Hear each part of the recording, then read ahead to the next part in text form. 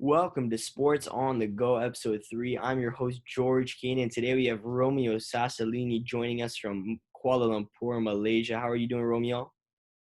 I'm doing pretty well. What about you? I'm doing pretty well as well. We had some more NBA on last night, including one of the best games going on, the Pelicans versus the Memphis Grizzlies. Zion Williamson versus Ja Morant. A highly anticipated showdown between the number 1 and number 2 picks of last season's draft. Romeo, what did you think about the game? I thought it was pretty interesting. It came right down to the wire. It was a pretty good game.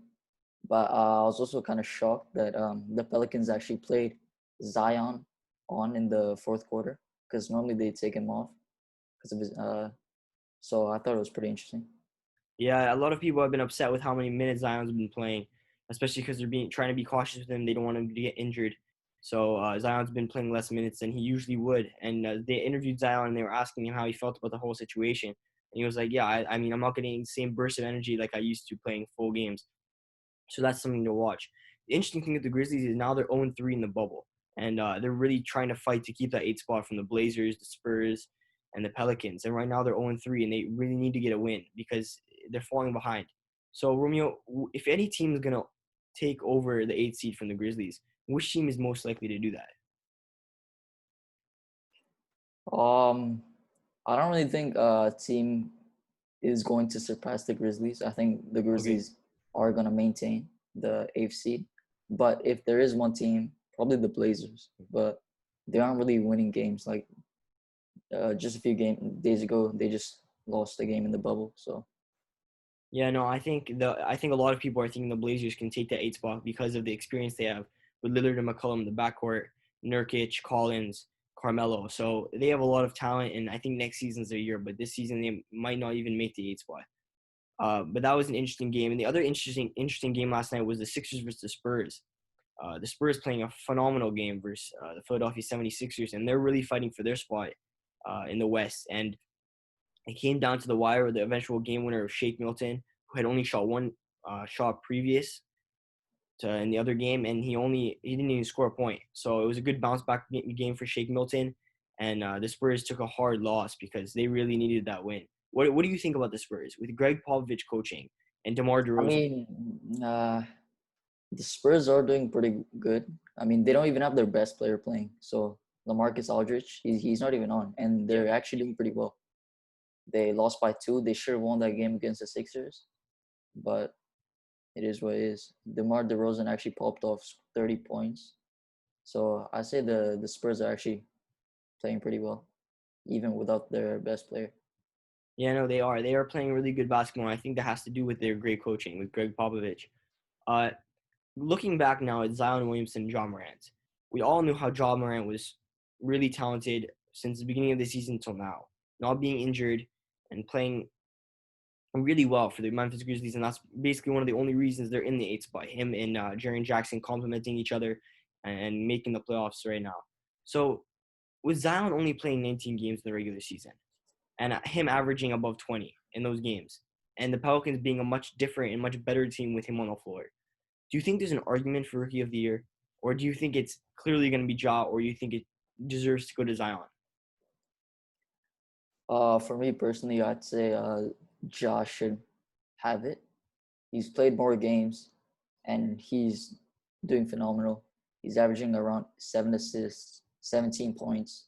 That's already good numbers as a rookie as well. 3 rebounds. He's been putting good numbers recently as well, and his team is in the higher seat over the Pelicans. So I'd say Ja Morant should win the Rookie of the Year. Yeah, no, and I'd agree with that. I think it's really hard to put up consistent numbers throughout an entire NBA season facing different opponents. So I think what John Moran did this year was really phenomenal with the team and with the roster he had. I don't think the Grizzlies were expected to make the playoffs. So them even falling out of the 8 seed this year, I still think it's a successful season for the Memphis Grizzlies with Jaren Jackson and John Morant. It's the perfect duo for them, and I think they're going to be leading that team in the future. But I think I think it's safe to say if Zion had been playing 20 more games, that he would be taking home Rookie of the Year. Do you agree with that? Yeah, that's reasonable. So I think the Rookie of the Year race is decided, but it comes down to MVP. Now we have LeBron, and I talked to this with Victor Blahovitz in a previous episode 1 of Sports on the Go, and we were talking about LeBron James and Giannis Antetokounmpo, and he thought Giannis deserved MVP, and I thought LeBron. So Romeo, who do you think is the MVP? Is it LeBron? Is it Giannis? Or is it even someone else like James Harden? For me, I'd say Giannis is the MVP this season, but it is very close. But the only reason why I'm picking Giannis is because the Bucks are doing much better as a team, and because of the numbers Giannis is putting up. So do you think What do you have to say about that? Giannis elevates his team as much as LeBron? We see LeBron's averaging a career high in assists in his 17th season in the NBA, but do you think he elevates his team like Giannis does, or did you think Giannis elevates his team like LeBron does? Like LeBron is known to get his teammates open and lead really bad teams to the NBA Finals. Do you think Giannis is capable of doing that? I mean, Giannis is also improving other players in his team, like Chris Middleton. Without Giannis, Chris Middleton wouldn't be as good as he is right now. Same as George Hill. The list goes on. Brooke Lopez, even. Like they're all learning from Giannis. So I'd say Giannis also elevates his team. But the only reason why I'm going for Giannis over LeBron as MVP is because LeBron has AD to like AD is basically his right hand man. Like he's the one who helps him and everything. You know. Yeah, and AD could make a case for himself to be the MVP, leading That's the what I'm team saying. points. That's what I'm saying. So basically, the Lakers wouldn't be doing as good But then Romeo, as why do they you are think right that now. is? If Why is he playing so well on the Lakers and better than he did on the Pelicans when he was the only superstar? I mean, he was also doing really well, even in the Pelicans Yeah, but don't to you think the begin with. reason is that LeBron's getting so many double teams and he drags so much attention from the defense? And now Davis is playing 1-on-1 all the time. So maybe that LeBron, his value on the court is so important that now other players are playing way better than they usually are. Not that I think that's the case with Davis. Davis is playing phenomenal basketball. You see, last night he attempted 14 field goals in the first quarter, the second most in Lakers franchise history behind Shaquille O'Neal in one quarter. So we all know LeBron is trying to get Davis going early, and he's giving him all the shots he wants. So maybe it's Davis. It's Davis that's playing better because of LeBron and how much he's passing the ball to him and getting him open in space. But Davis could make an argument for himself for MVP, which is really Yeah. interesting to have two almost MVPs on the same team. Something we've almost But never seen. but that's what I'm saying. That's why I just give the edge to Giannis for doing it himself. Bro, Yeah, I and I mean, think a like, lot of look, people would. the numbers don't even lie, bro. Like, last two games against the Rockets and against the Rockets, he's put up 36 points, which is ridiculous.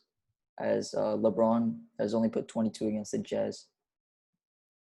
Yeah, we saw a little bit of rust from LeBron. It's fair to say the first two games of the bubble, not shooting the ball very well. But last night we saw him put up 22, 9, and 8, which was really phenomenal, and played a really good game of basketball. And then the Lakers to their win over the Jazz in a bounce back game after they lost to the Toronto Raptors. So we'll talk about that more next time. But I want to thank you, Romeo, for joining in with us today. Uh, Thank you for your hot takes, and thank you all for tuning in.